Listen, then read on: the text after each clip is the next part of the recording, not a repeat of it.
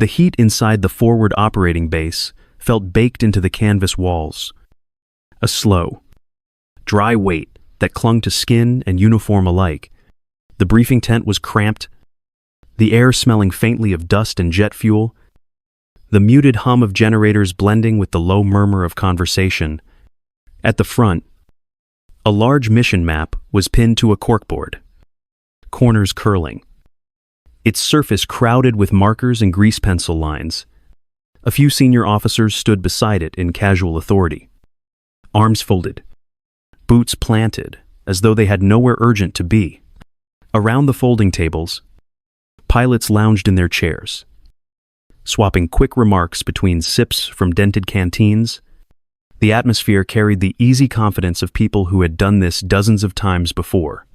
First, Lieutenant Ava Morgan moved through the tent's narrow aisle with a map already open in her hands. The paper was worn soft at the folds, creases deep from repeated handling. She had marked the coordinates in red herself only minutes earlier.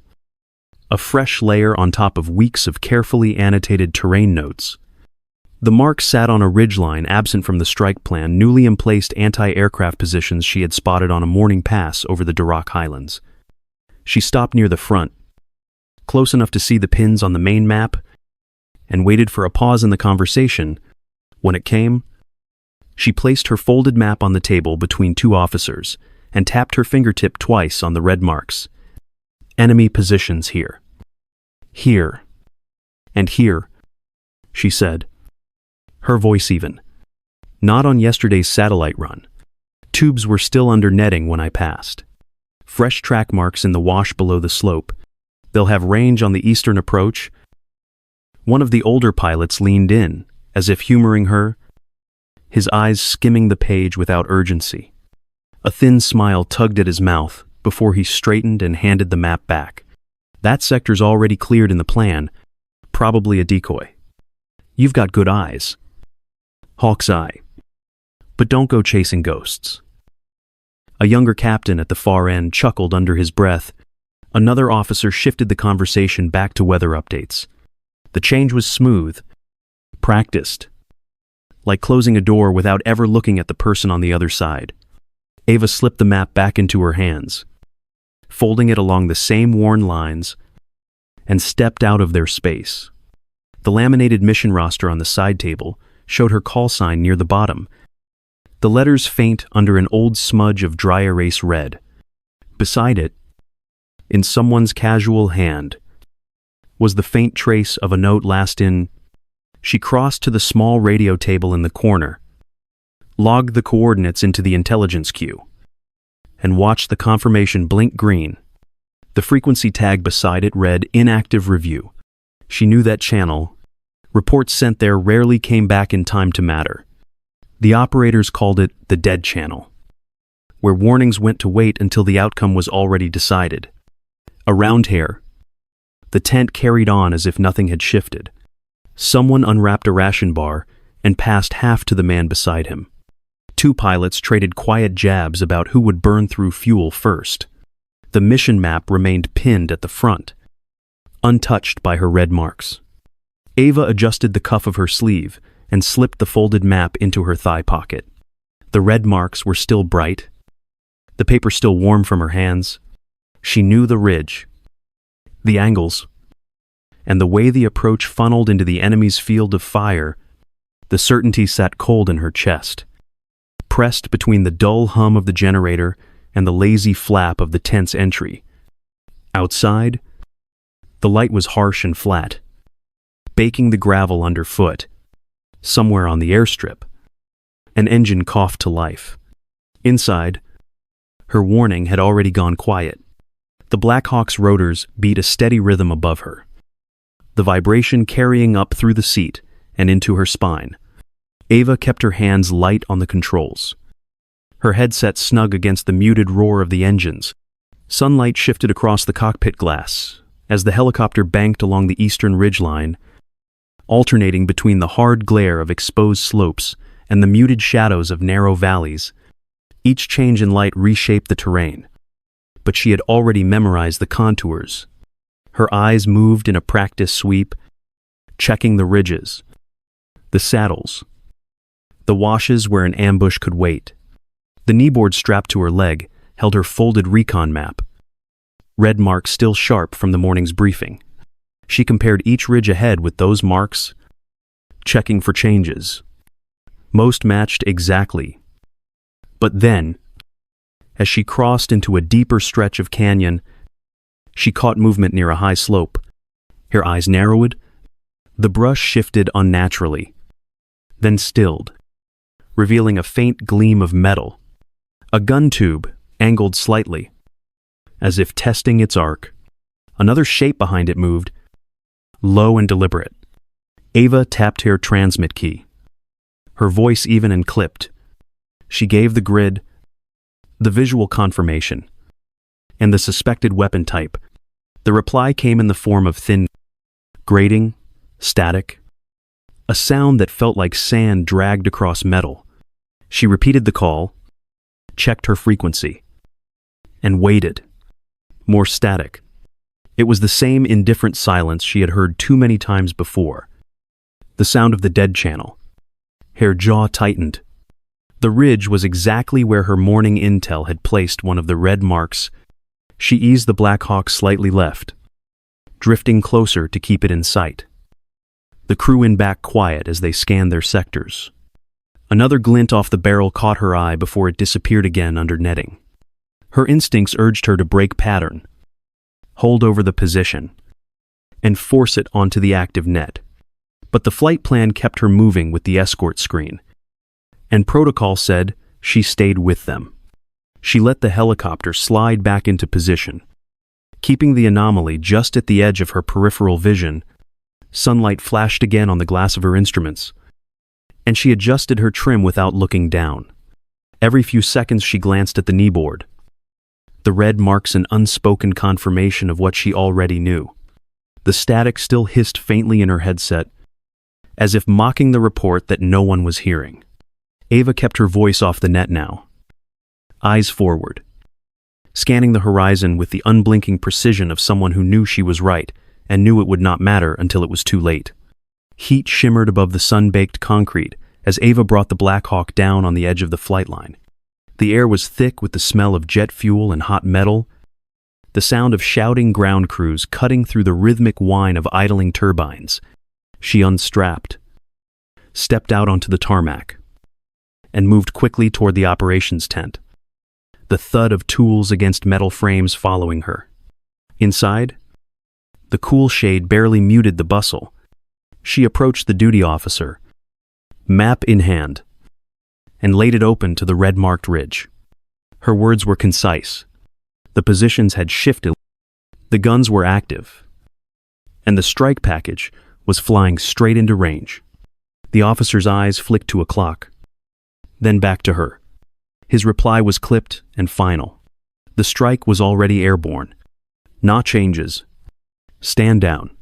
She kept her jaw steady, folding the map along its worn creases and sliding it back into her pocket.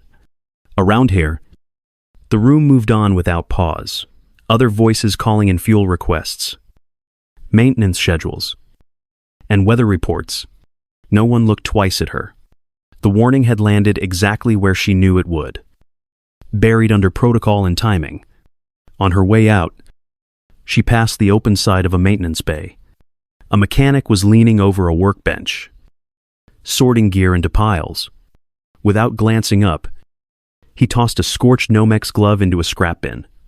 It landed with a dull, final thump. The fingertips blackened and curled from heat, the fabric stiff where flame had bitten into it. Ava's eyes caught on it for a moment longer than she meant to. It was the kind of damage she had seen after crews got hit without warning. The kind of thing her report should have prevented. She stepped back into the glare outside. Across the flight line, rotors were already lifting the strike force into the air, their shadows sliding over the concrete before disappearing into the mountains. She watched them grow smaller, the glint of sunlight off fuselages fading until they were just specks against the ridges. They were heading straight for the mark on her map, and she knew the ridge would be waiting. The operations tent was in its usual low rhythm, when the first burst of sound cracked through the radio net. A voice cut in mid-sentence, raw with urgency. The words tangled with the deep chop of rotor blades. Mayday. Mayday, BlackHawk down, taking fire, another voice shouted over it. The transmission splintering into jagged fragments. In the background came the metallic shriek of a rotor under stress, the pitch climbing, then dipping, as if the aircraft itself was fighting to stay in the air. Ava froze where she stood. The pen in her hand hovering above a maintenance log she had been updating. The coordinates came next. Broken but clear enough. And her mind placed them instantly on the red mark she had made that morning. The anti-air guns had found their target exactly where she said they would. She didn't need the rest of the transmission to know what had happened. But it came anyway, a sharp command to brace. A rising roar. And then dead air. The tent shifted in an instant. Conversations cut off. Chairs scraped against the floor. The weather officer leaned over a screen, eyes scanning for confirmation. The duty officer barked for silence. Then keyed the main channel. Orders followed in clipped, formal tones. The downed bird's last known position was confirmed. All units were to hold until search and rescue was cleared through the chain. Ava kept her face still, but her focus tightened to a narrow point. Her mind was already running numbers distance from base. Flight time to the ridge. To the time it would take for enemy ground teams to reach the wreck. Each calculation shortened the survivor's window. Around here? The hesitation was visible in the way officers shifted in place, glancing at each other before looking back to their screens. No one wanted to be the one to authorize a move without full clearance. The map on the wall now displayed her ridge in glaring red. No one mentioned that she had called it first. She slid her folded copy from her pocket, the red ink still crisp along the creases. The burned glove she had seen earlier flashed through her mind, the smell of scorched fabric almost real in her nose. The radio net stayed open, filling the tent with the soft hiss of open channels and the occasional click of someone keying in and then releasing without speaking. The weight of inaction pressed against her, like heat through the canvas walls. She knew every second the order delayed would mean fewer lives to pull out. And she knew, with the same certainty she had felt in the cockpit, that no one here was going to move fast enough. The operations tent felt smaller now, as if the air had thickened and pressed in from all sides. Ceiling lights glared against the pale fabric overhead, their glow catching on the steam, rising from abandoned coffee mugs that held down the corners of folded maps. The constant hum of overlapping radio chatter filled the space, a background noise that made every silence between transmissions feel heavier. Screens along one wall cycled through weather overlays, each update showing the storm bands crawling closer to the mountains. Ava stood near the back, her folded map in her vest pocket, the red marks hidden but sharp in her mind. She spoke once to the duty officer, suggesting an immediate launch. But he was already leaning toward another console, nodding at something, muttered into his headset. Across the table, one officer shuffled a stack of printouts with unnecessary precision, eyes fixed on the papers as if they were too delicate to glance away from. Another adjusted his headset without speaking, his gaze fixed firmly on a weather display. None of them looked at her. The main screen replayed the last transmission from the downed bird, followed by a clipped announcement of the official status: rescue, pending clearance, escort assets unavailable, anti-air threat still active. Off to the side, a smaller monitor played the recording of her earlier recon call, her voice clear and factual, as she gave the same coordinates now marked in red on the main map. A banner at the bottom labeled it "Intel received, too late to act." The words stayed on screen longer than necessary. A quiet verdict rendered without debate. Outside, the wind had picked up. The weather feed showed narrowing flight corridors, the green zones shrinking under the expanding amber bands of storm interference. Every tick of the clock shaved away the chance of getting to the survivors before the enemy did. Ava's eyes moved from one officer to another, reading the avoidance in their posture. The way no one wanted to be the first to suggest breaking procedure, the smell of jet fuel drifted in from the tarmac, mixed with the faint trace of scorched fabric still lodged in her memory from the burned glove. She kept her breathing slow, her stance steady. But something inside her was shifting. The quiet patience that had carried her through the briefing, the flight, and the dismissal of her report was gone. The chain of command was paralyzed, and the survivors were running out of time. If no one else would move, she already knew she would. Ava found them near the shadowed edge of the motor pool. Away from the noise of the main tent and the constant churn of the flight line, Sergeant Mason stood with his arms crossed. His dark hair matted from hours under a headset. Eyes sharp, even in the low light. Beside him, Staff Sergeant Cole leaned casually against a tool cart, tall and broad-shouldered. The kind of crew chief who could keep a bird flying with half the parts and no complaint. Both men straightened when she approached, reading something in her expression that told them this wasn't a routine conversation. She pulled the folded map from her vest and set it on the flat metal surface of the cart. The paper had gone soft, with handling, the creases deep and permanent. But the red marks along the ridge were still vivid under the single overhead bulb. She smoothed it flat with one palm, then traced a finger along a narrow canyon, just south of the marked kill zone. "I've flown this bypass in simulation," she said, her voice low but steady. "It's tight, but it keeps us below their radar arcs until we're right on top of them. We come in low, under the weather ceiling, then climb just enough to set down by the wreck." Her fingertips stopped at a small flat space marked in pencil. "We can be there in under 12 minutes from liftoff." Cole glanced at Mason, then back at her. And SAR command, "They're not moving. By the time they do, it'll be a recovery, not a rescue." She folded the map once, then again, and slid it back into her vest. "We stripped down the Hawk. Minimal armament. No extra weight. Just speed and terrain masking. In and out before they can get a lock." Mason nodded once, his face unreadable, but his stance shifting forward. "Already in."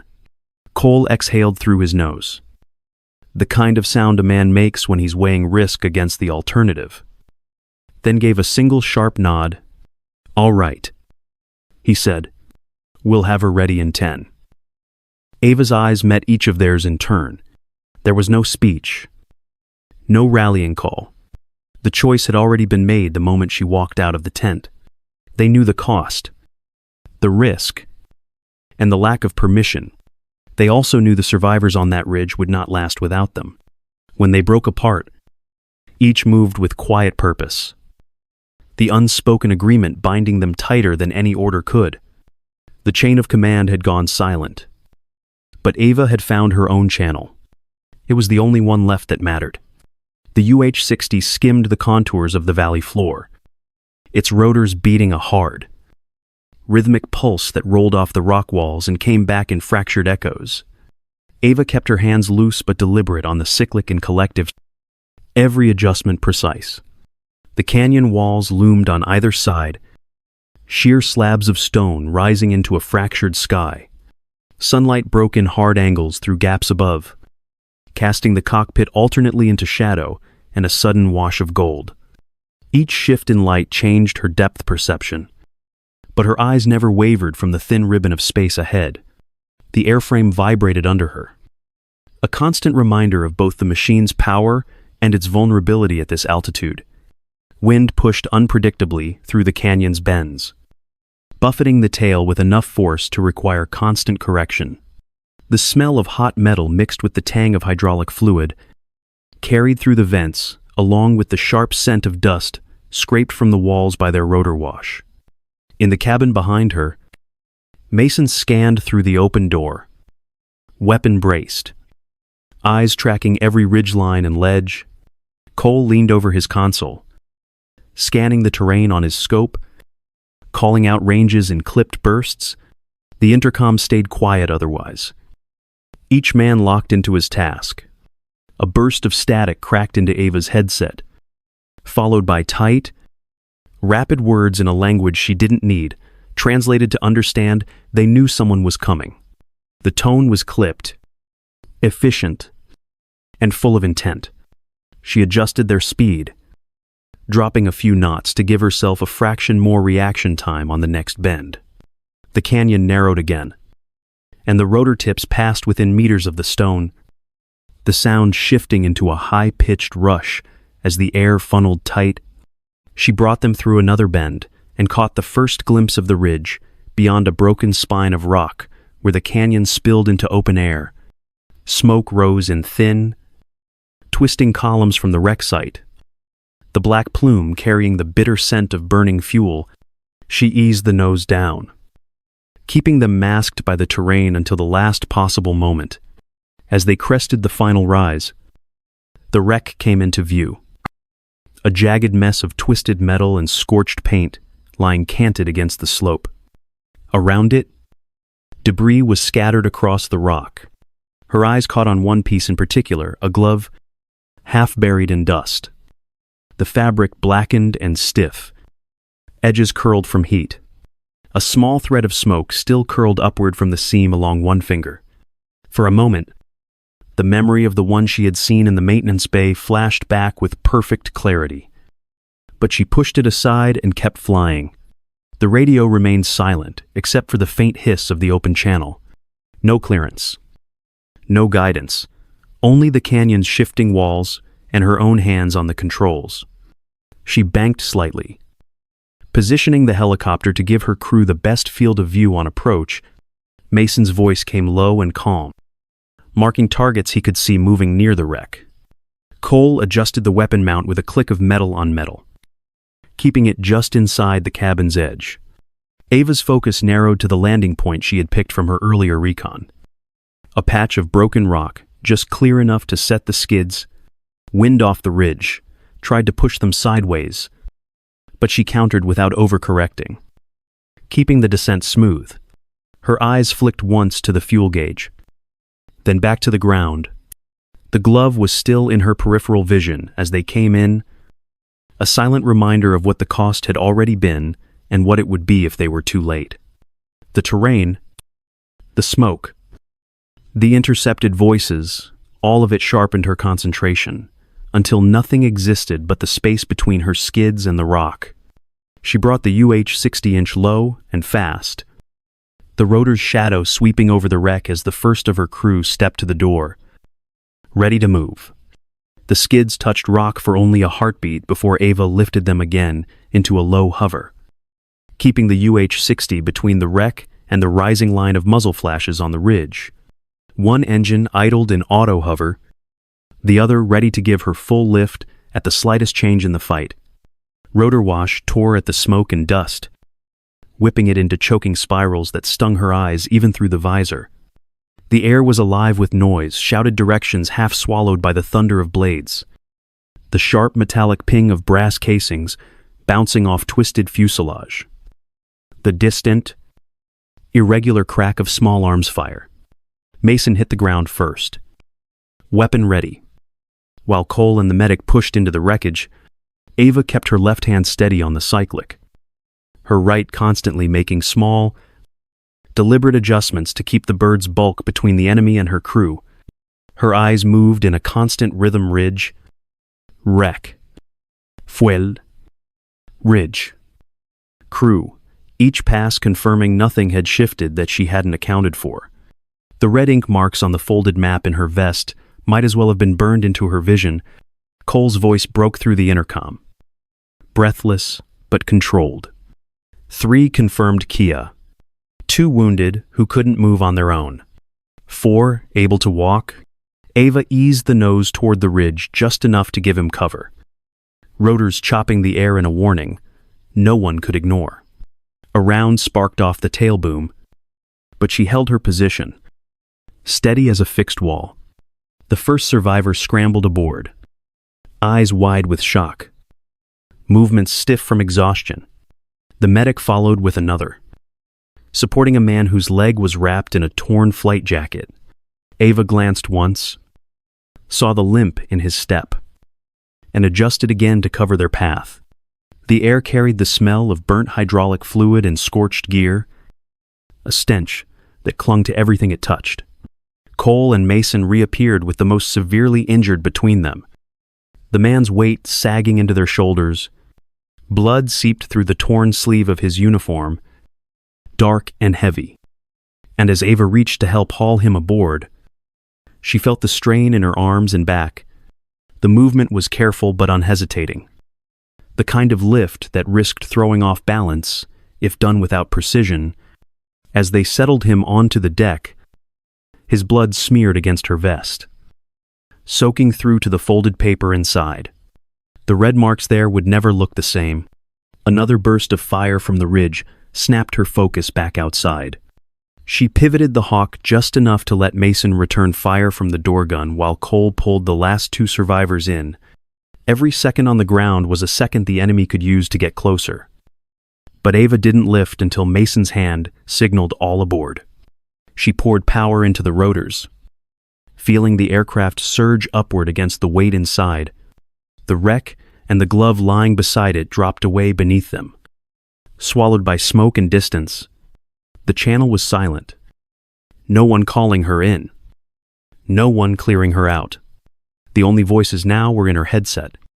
Her crew, counting heads and checking for breathing.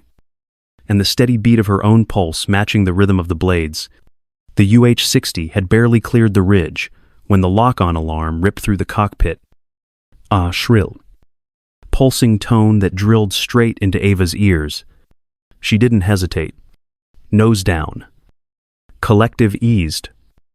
She dropped the helicopter into the canyon like a stone, trading altitude for speed. The rotors roared, their tips slicing the air within meters of the rock walls. Each pass so close, she could see dust shiver loose from the stone in the downwash.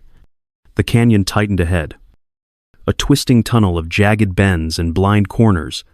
Sunlight poured in through sudden gaps above, flooding the cockpit in blinding gold before plunging it back into shadow. Every turn came fast, forcing sharp banks that pressed the crew against their harnesses. The G-forces pushed heavy into Ava's shoulders, but her hands stayed steady. Each movement measured and exact. Behind her, Mason kept one hand on the doorframe, weapon ready, but eyes locked on the passing rock. While Cole glanced between the terrain and the fuel gauge, the yellow warning light blinked steadily, a silent reminder of how little they had left to burn. There was no chatter, just the tight rhythm of breathing and the muted thump of gear against the cabin floor. Another sharp bend. Ava rolled the Hawk hard left, skimming so close that a rock spur slid past the rotor tip like the edge of a blade. The alarm blared again, then cut off as the narrow walls masked their heat signature. Enemy fire echoed somewhere behind them. Distant, but still too close.